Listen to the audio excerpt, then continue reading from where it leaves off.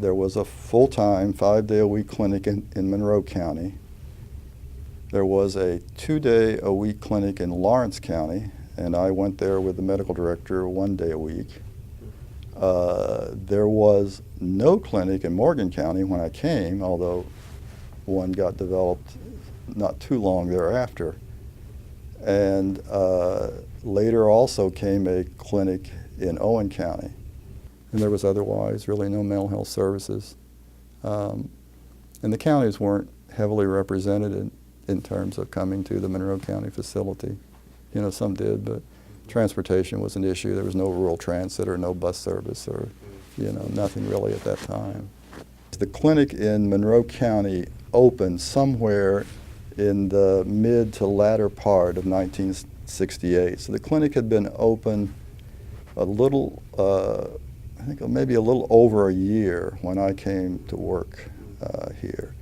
So the board of directors, I can remember many, not most, but many came from faculty at Indiana University, psychology faculty and social work faculty.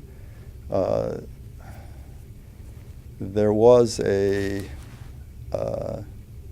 I'm trying to think, I don't believe there were actually many sort of just, you know, community members. I mean, later that became very important, and each county had representatives to the board, and counties would try to select people in the community who had some interest or wanted to obtain some interest in mental health.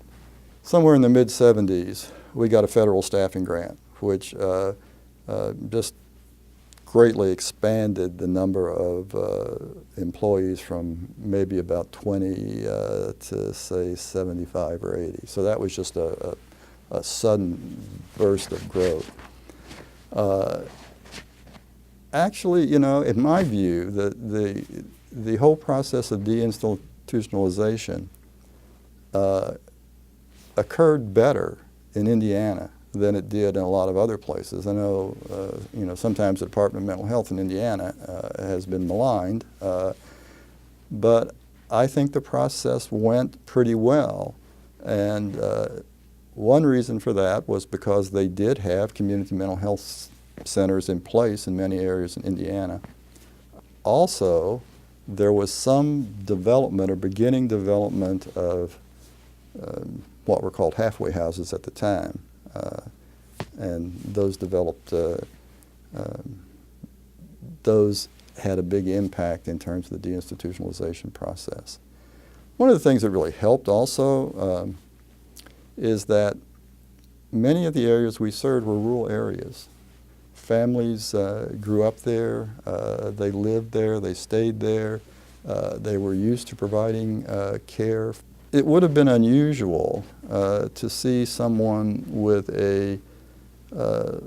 say a chronic mental illness like schizophrenia. It would have been unusual to see someone like that on the streets in Owen County or in Lawrence County. The family would have been looking after them in some ways. If I think back to the first 10 years that I was here and the last 10 years before I retired, you know, tremendous progress. I mean, people who would have been going to state hospitals and staying in state hospitals, that's no longer happening. Those people are being treated in the community. And those people are integrated in the community, I think, better than I would have ever suspected the first few years that I worked here. There are really many highly skilled people working in the mental health system in Indiana. The physicians that I see, they have access to better drugs. Their quality of training and their ability to apply that training is really so much better, I think.